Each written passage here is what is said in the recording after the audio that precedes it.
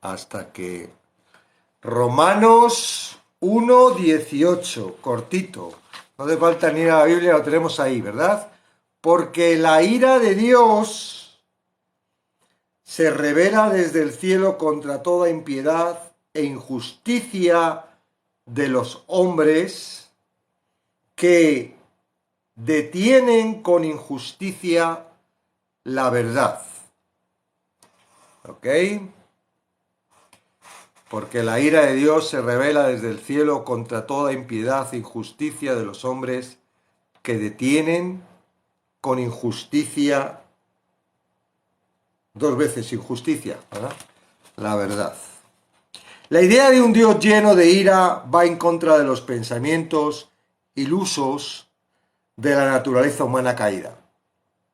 E incluso sigue siendo una piedra de tropiezo para muchos cristianos. Gran parte del evangelismo contemporáneo habla solamente de la vida abundante en Cristo, el gozo y las bendiciones de la salvación, y la paz con Dios que trae la fe en Cristo. Es cierto que todos esos beneficios vienen como resultado de la fe verdadera, pero no constituye el cuadro completo de plan de salvación de Dios.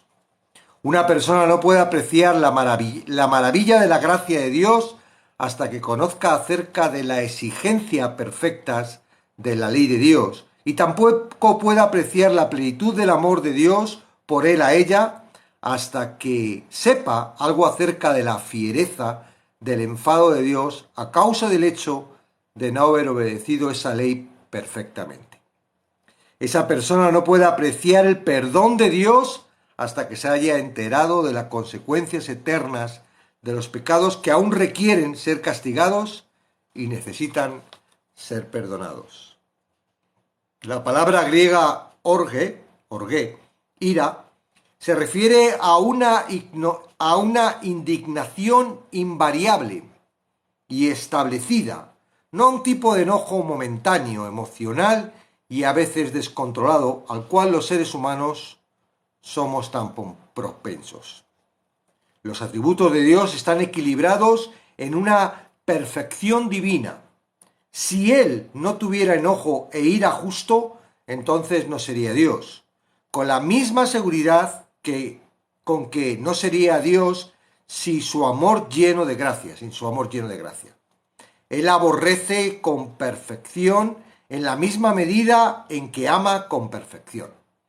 Amando perfectamente la justicia y odiando perfectamente la maldad.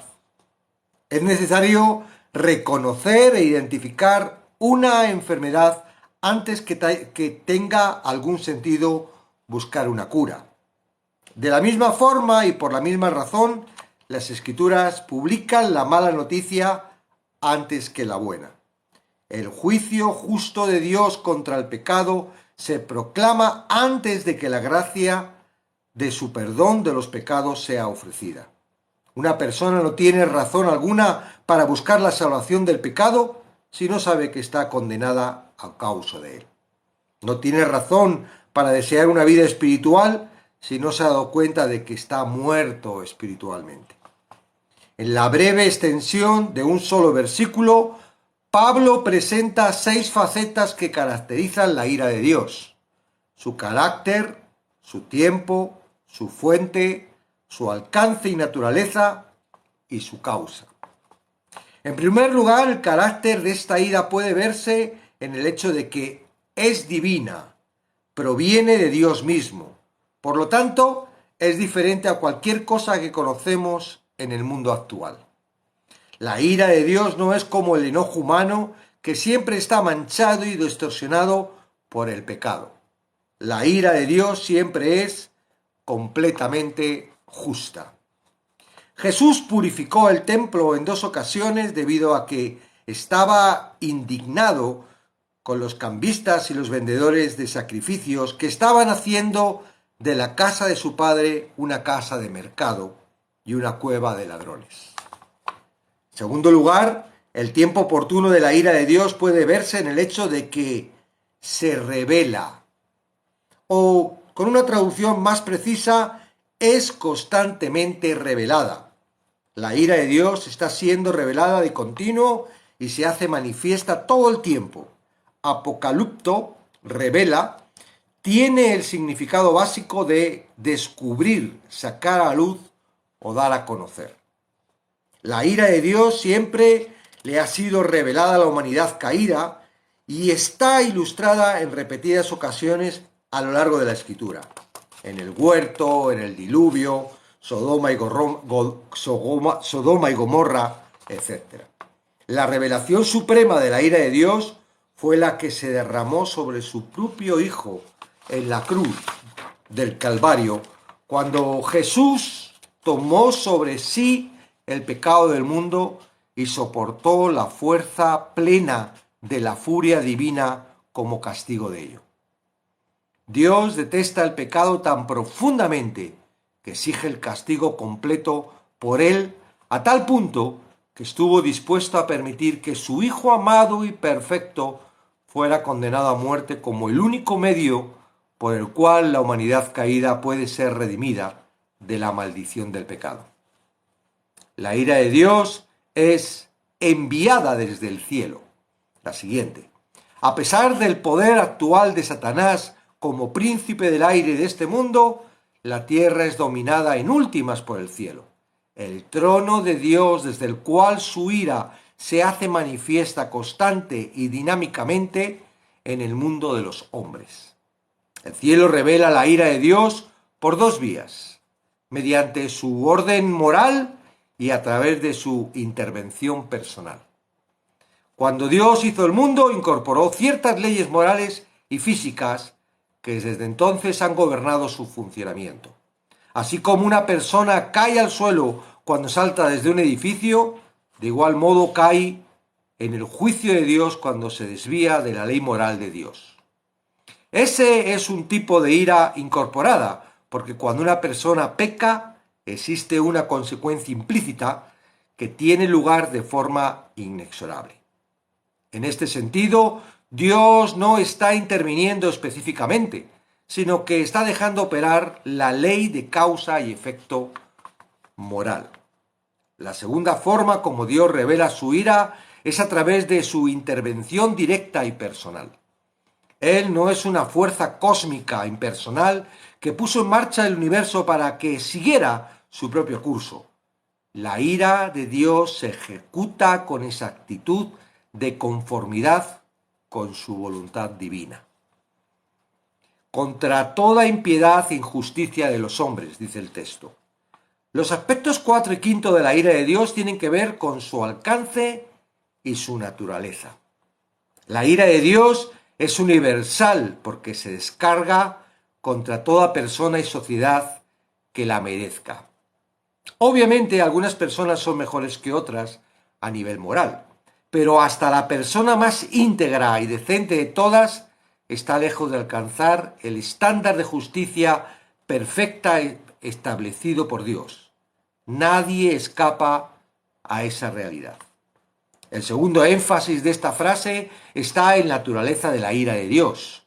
El enojo de Dios está reservado y dirigido únicamente al pecado. La impiedad se refiere a una falta de reverencia o de la devoción y adoración debidas al Dios verdadero. Una falta que conduce inevitablemente a alguna forma de adoración falsa. La injusticia abarca el concepto de impiedad, pero se enfoca en sus resultados. El pecado ataca primero la majestad de Dios y después su ley. Los hombres no actúan rectamente porque no estén relacionados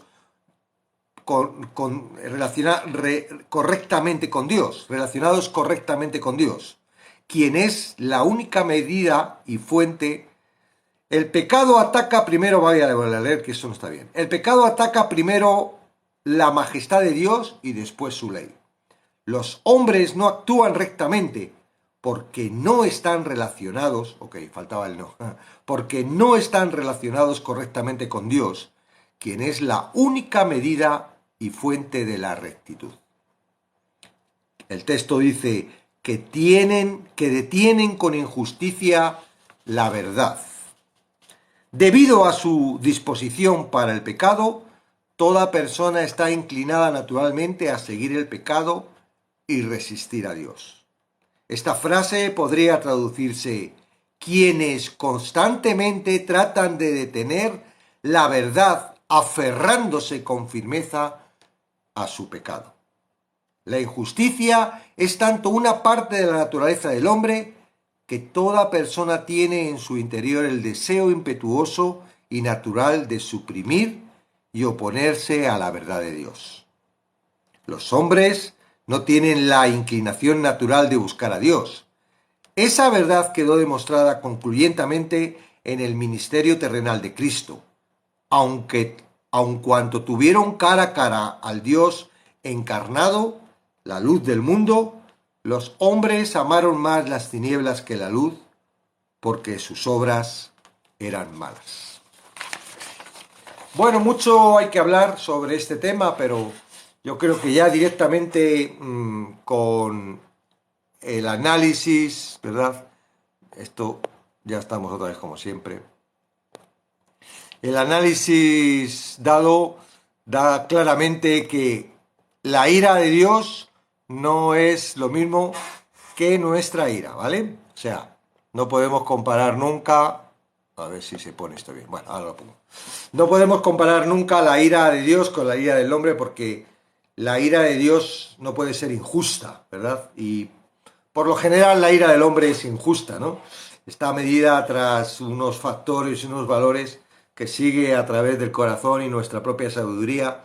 Pero Dios no es alguien que se puede irar así por las buenas y luego decir: ¡ay, me he equivocado! Perdóname. No, Dios sabe perfectamente, y la ira de Dios está enfocada claramente hacia el pecado, ¿vale? Con lo cual, todos aquellos que están limpiados, son limpios, justos, santos, ¿verdad? A través de Jesucristo, la ira que tendría que ir para ellos ya fue pagada en la cruz por Cristo. Entonces, bueno, el que se considera justo, el que se considera limpio, el que ya es redimido, el que ha nacido de nuevo, el que tiene el Espíritu Santo, no tiene que tener ningún temor a esta ira. Claro que Romanos empieza claramente desde el principio, ¿no?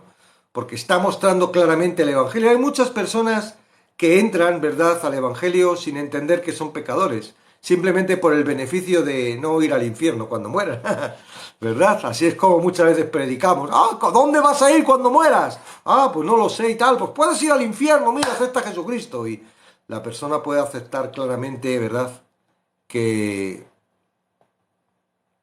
aceptar a Jesucristo sin tener una lógica clara. Vamos a dar al like para que podáis comentar. Ahí está, y ahora ya me haré más grande cuando me deje hacer esto más grande, y si no, pues... Entonces, bueno, la ira de Dios claramente trabaja y funciona para todos aquellos, ¿verdad? Porque ya para con nosotros, los justos, ya lo pagó Jesucristo una vez y por siempre. Ya está, ya lo pasó. No lo pasó bien, ¿verdad? Todos cuando llegamos a esa parte de los evangelios es duro ver, ¿no?, cómo se pusieron contra Jesús siendo una persona buena. No había hecho nada, absolutamente nada malo, y por religiosidad, por celo, y porque tendría que ser así, ¿verdad? Dios preparó todo para que fuese así. Y el celo mismo del hombre y del humano, ¿verdad? Y esa maldad intrínseca que está en todos, bendiciones Alice, pues actuó y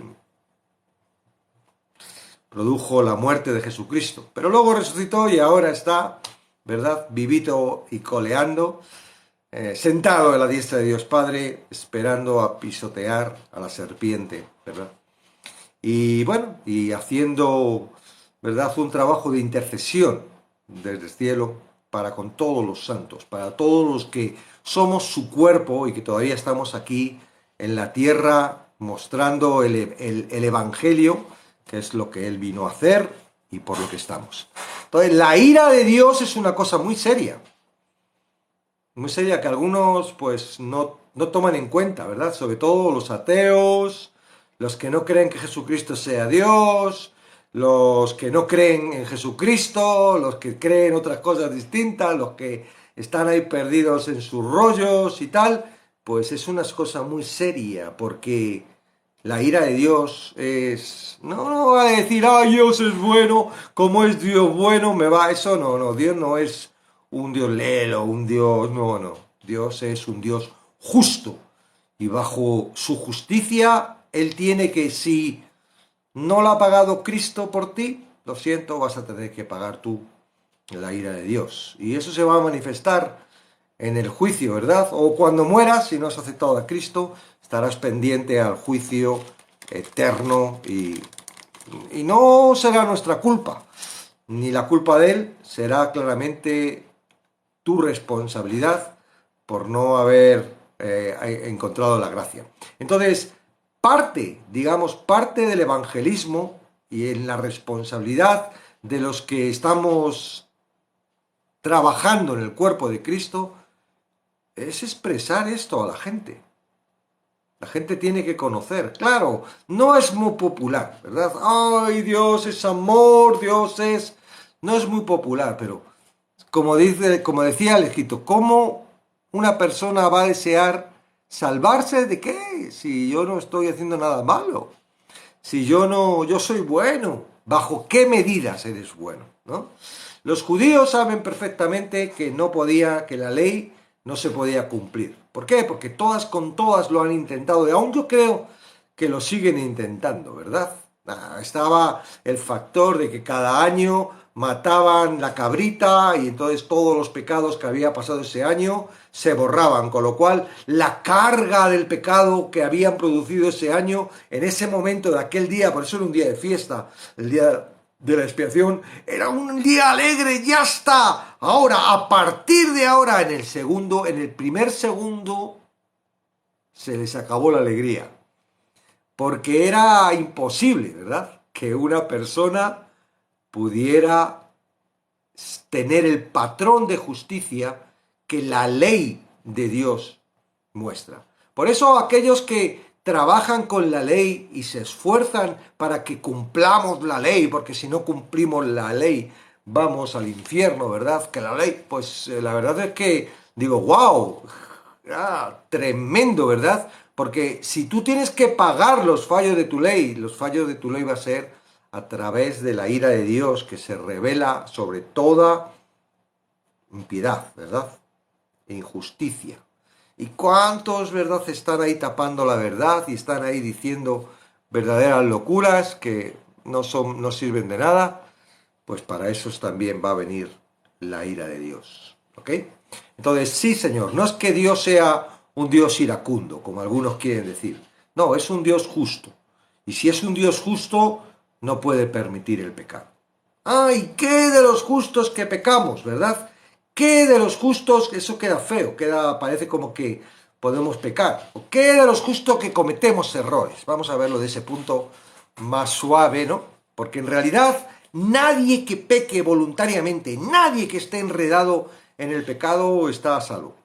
No, porque claramente no sé qué ha creído, no tiene la capacidad, sigue estando atrapado por el pecado, porque dice la palabra claramente que el que es libertado de la esclavitud del pecado, no peca. No peca. ¿Por qué? Porque ya no ejerce la esclavitud del pecado, ahora ejerce la gracia, el amor, la justicia. Los frutos son santidad, y la santidad es, estoy apartado para Dios, Dios es un Dios santo, yo pertenezco a la santidad, todo lo que salga de mí tiene que ser santo, porque mi naturaleza ha muerto, ya no soy yo, Él vive en mí, todo lo viejo pasó, ahora todo es hecho nuevo. Y eso tiene que ser real. No vale con una teoría, ¿verdad? No vale con, esto es cuando yo me muera, esto es cuando Cristo vuelva, esto es, sí, ahora sí, pero no, como algunos quieren decir, ¿no? No, ahora sí, pero sí. Ahora se produce, porque es por fe, es por creer. Si tú no lo crees, entonces no se produce, porque ya no estás trabajando bajo la fe es de Él, la fe es lo que dice la palabra, la fe es creer la palabra. Claro, lo que tú entiendes no, lo que la palabra dice. Y no basta con creer un párrafo, no basta con creer una serie de versículos, tiene que relacionarse completamente con la palabra. Por eso es tan complicado a la hora de sacar doctrinas, ¿verdad? De la palabra, porque estás sacando cachitos. No, mira, ponte a trabajar completamente, no te importe tu sabiduría y lo que sepas de la Biblia y todo esto, porque hay un concepto claro y definido. ¿Crees en Jesucristo? ¿Crees que Él pagó para que tú puedas ahora estar junto al Padre? ¿Crees que esa paga, verdad, de Jesucristo te ha lavado, te ha limpiado, te ha apartado, te ha justificado y ahora estás con Él para servirle? Punto. A partir de ahí, empieza a escuchar a Dios y empieza a servirle. Y ya, deja de querer entender lo que no entiendes. Deja de creer ser el sabio de la Biblia. Eso a veces nos gusta mucho, ¿verdad? Entender lo que otros no entienden. Y ¿verdad? ¿De qué te sirve? No te sirve absolutamente de nada, porque tú perteneces, eres siervo de la palabra es absoluta, es verdad, y tú no tienes por qué tener el control de la palabra, ni... No, no, no, no. Entonces, el conjunto de la palabra, ¿qué es lo que puedes expresar? A ver, ¿qué pasaba en el Antiguo Testamento, señores? El Antiguo Testamento 100% habla de Cristo. 100% está preparando al pueblo para la venida de Cristo. 100% ahora que ya ha venido Cristo y que ya tenemos el Antiguo y el Nuevo Testamento, vemos cómo preparó Dios la venida de Cristo. Y lo vemos, y yo ahora cuando lo veo, ¿verdad? Digo, ¡wow! Pero todo eso estaba oculto y no lo veían porque eso solo se puede ver a través del Espíritu Santo. Había algunas personas, ¿verdad? Saúl pudo, pero Saúl perdió al Espíritu Santo. Pero tenemos David, él tenía el Espíritu Santo y él vio a Jesús. Él entendió, Abraham entendió, Isaías entendió, Eliseo entendió y todos los profetas que hablaban y decían, señores, ya, acérquense a Dios, ya. Y acercarse a Dios no es, porque en aquella época todavía no ha venido Jesucristo, creer que la fe de Dios, que no ha cambiado, que no es distinto, antes que ahora, es la misma. La misericordia es la misma antes que ahora. Dios es el mismo antes que ahora y que después. No puede cambiar. No cambia, no evoluciona. Dios es eterno, no tiene nada que ver con el tiempo, las formas. No envejece, no. Entonces, ¿qué quieres encontrar? ¿Qué quieres encontrar en el hebreo o en el griego? Que te dé qué idea. El secreto guardado que nadie sabe después de 4000 años. Lo que Dios le reveló al hombre que escribió. O sea, va a estar escondidito ahí para ti. Y todos los demás, Dios que es un Dios tan... Ya, señores. Ahora tienen que entrar en una dimensión en donde ya no sois vosotros, ya no somos nosotros, ya no es el hombre, es Cristo. Y yo soy parte de un montón de personas que juntos y Cristo formamos a Jesucristo. Él podría ser perfectamente único y decir haber pasado totalmente de nosotros. Haber dicho, señores, vosotros sois pulgas. Vosotros sois, bueno, sea. No. Él, en su misericordia, en su amor, en su plan, decide que la iglesia, los que creen, formen parte de su cuerpo. ¡Wow! Unidos. Ahora, yo no tengo ningún problema con la ira de Dios. Sí, me da palo, ¿verdad? Para todos aquellos que no han entendido, que están ahí todavía, me da palo y digo, ay, no digo con lo sencillo, pero ¿por qué no podrán, verdad? ¿Qué pasa? ¿Qué es lo que les está encerrando? ¿Qué les está...? Yo antes era así, pero de repente, yo qué sé, en la dificultad, en la necesidad, algo se abrió y me volví loco. Porque somos locos, somos los que creemos en Jesús. Absurdos, ¿verdad? ¿Cómo nos llaman? Necios, ¿verdad? Mira los simples esos que tienen que creer en un Dios porque... Bueno, pues me convertí en eso. Pero en realidad eso me ha abierto un entendimiento que antes no tenía.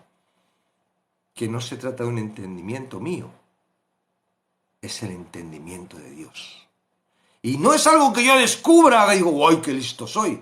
Es algo que Él me muestra. Y yo estoy cada día sorprendido, ¿verdad? De su misericordia, de su amor y de su plan. Y sorprendido de que pueda formar parte de eso. No por lo que yo soy, no por lo que yo valgo, no porque yo me lo merezca, no porque yo me haya esforzado, simplemente porque he decidido creer y estoy aquí. Entonces, bueno, esto es como, ¿verdad? Dice que el que no ha hecho nada malo, pues no cree a la autoridad, no tiene miedo de la autoridad. Tú vas con tu coche y de repente te para, aquí en España, en la Guardia Civil. Vas con tu coche, te para la Guardia Civil, ¿no? Ahí están muy serios. Buenos días. Documentación. Y si tú tienes todo en regla, todo bien, no tienes ningún problema. Sí, señor, tenga. Paga. Ahora, ¿cómo está, verdad, aquel que en el coche lleva droga o lleva un muerto en el maletero o yo qué sé, o va con una bomba o no, o es un coche robado? ¿Cómo, qué pasa cuando ve a la Guardia Civil que va a pararle? No estará muy tranquilo, ¿verdad? Esto es para mí la ira de Dios. Yo no tengo ningún problema. La ira de Dios no tiene nada que ver para mí porque he entendido claramente que la ira que yo merecía, la derramó sobre Jesucristo. ¡Wow! ¿Tú entiendes eso, verdad que sí? Y eso es una prueba de amor, que uno puede amar porque recibe amor. Si tú no entiendes que Jesús ha hecho nada por ti, si tú crees que Dios es un Dios de ira y de juicio que viene aquí a que tú pagues por tu pecado y lo único que recibes es eso, poco amor vas a recibir, al contrario, vas a tener un desprecio hacia Dios. ¡Ay, qué! ¿Y por qué he nacido? ¿Tú quién eres? Para si todavía crees que existe, ¿no? Un Dios tirano y... Bueno, yo recibo amor porque veo claramente el plan de Dios que está en su palabra. Y esto no es algo de leerse una vez la Biblia o que te han dicho un par de versículos. Es un trabajo de encontrarse día tras día, ¿verdad? En la palabra con Dios. Es un trabajo de ver que aun lo que parece que contradice no está contradiciendo, sino que te está explicando el plan. Es un trabajo de ver de que no es algo nuevo que haya decidido Dios ahora, sino que ya desde antes, desde el principio de la fundación, ya lo había creído. O sea, tú cuando vas conociendo a la persona, vas conociendo a Dios, vas diciendo, wow, es un Dios confiable, es un Dios que... Ahora tienes que decidir creer que es Dios quien te está hablando, que es Dios quien te lo está mostrando. Si no te lo crees, si tú vas buscando en la Biblia, a ver dónde está aquí la mentira, a ver qué puedo decir, pues no vas a encontrar nada, porque Dios no tiene que demostrarte absolutamente nada. Todo lo que tenía que demostrarte lo hizo con Jesús en la cruz. Y si no crees en eso, pues allá tú, porque es como no creer que todos los días sale el sol y negarlo aquí. No, eso es un espejismo. Porque hay cosas tan evidentes, ¿verdad? El calendario. Claro, y de los romanos. Pero por algo pasó todo eso. Señores, no viene un loco así por las buenas y cambia toda la historia del mundo y cambia todo y... No puede ser eso. ¿Cómo? ¿Qué fuerza tiene? ¿Habéis visto vosotros alguna vez algún dictador o algo que haya convertido? No. Ahora, a mí lo que más me llama la atención es que no es un proceso de lógica, es un proceso de paz. La paz que yo siento no me la puede dar el mundo. Y esa es una promesa que dice la palabra. La paz que yo doy no viene del mundo. La paz que yo siento, claro, yo tengo mis problemas. Tengo 3 hijos. En un mundo como el vuestro, porque es el mismo. Con el mismo problema.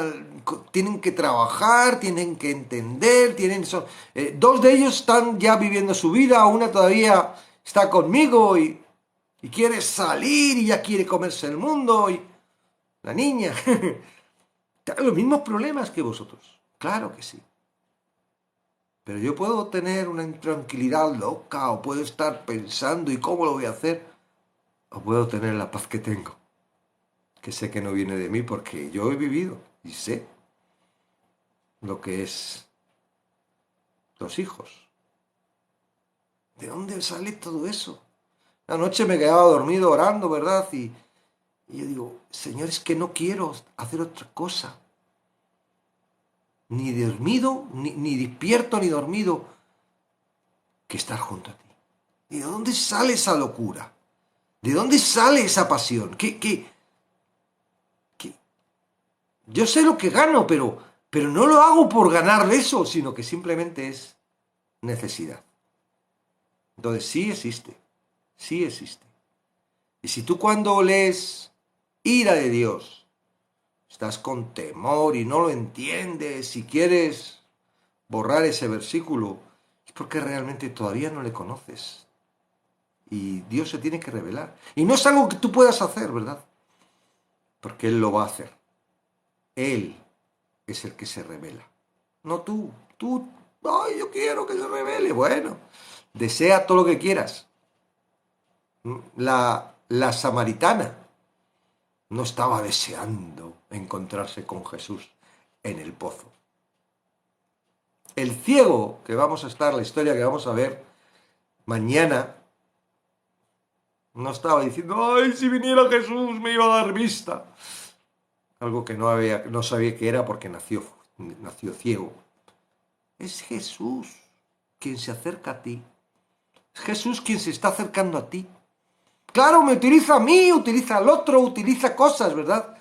Y tú dices, ese calvo, ¿qué tiene que ver? O ese con gafas, o ese barbudo, ¿qué tiene que ver? Ese español, ¿qué tiene? Estoy haciendo lo que me está diciendo, predica el Evangelio. Predica el Evangelio. ¿Sabéis por qué? Porque no soy yo, es el Evangelio el que tiene el poder. Es dinamita. Es dinamita. Y solo a través de creer, puedes experimentar todo esto. Entonces, ¿cómo ves la ira de Dios? Yo voy a contestar y luego me gustaría que la gente pudiera participar, ¿no? Y pudiera verlo, y seguro que va a haber de todo, pero ¿cómo la veo yo, la ira de Dios? Pues yo la verdad la veo como, wow. Primero, un alivio tremendo, ¿verdad? ¡Wow! Yo estoy ya, ¿no? Como cuando van a dar las notas. Has hecho un examen y ves la lista, ¡aprobados! Y estás aprobado. El castigo del suspenso. Ya me he librado. Yo estoy aprobado. Cuando Dios me mira, no me está viendo con ira. Estoy recibiendo el amor. Porque la ira, que sí la merezco, ¿verdad? Por quién soy, por mi naturaleza, por todo lo que hago mal. Él la pagó en la cruz. Yo no me lo he inventado, ¿eh? Eso está en la palabra. Entonces, de verdad, la ira de Dios a mí me aumenta el amor que Él está derramando en mí. Segundo, digo, wow, la vida de Dios me está afirmando que es crucial que yo predique. Porque esa ira se va a derramar sobre mucha gente que que aprecio, y hay muchas que no conozco, pero que seguro que si conociera también apreciaría. Y que es injusto, ¿verdad? Porque yo no merezco más que ellos. Si predicando la palabra, ellos pueden entrar en la lista de los aprobados, de los victoriosos, ¿qué me impide, qué me limita hacerlo? Entonces me impulsa, ¿verdad? La ira de Dios me impulsa también a predicar. Amén. Y lo tercero, espérate porque no sé qué sucede hoy en el... Espera, voy a ver si... Ahora, es que está la cosa complicadilla. Que se engancha. Hola, Y ¿cómo lo están? tercero, sí, ya concluyo y te dejo. Y lo Ah, ok. tercero que veo en la ira de Dios es que es real porque el pecado tiene que ser pagado. Sería injusto, ¿verdad? Que Jesucristo muriera en la cruz y que lo que desecharan a Jesucristo no pagaran lo que él pagó.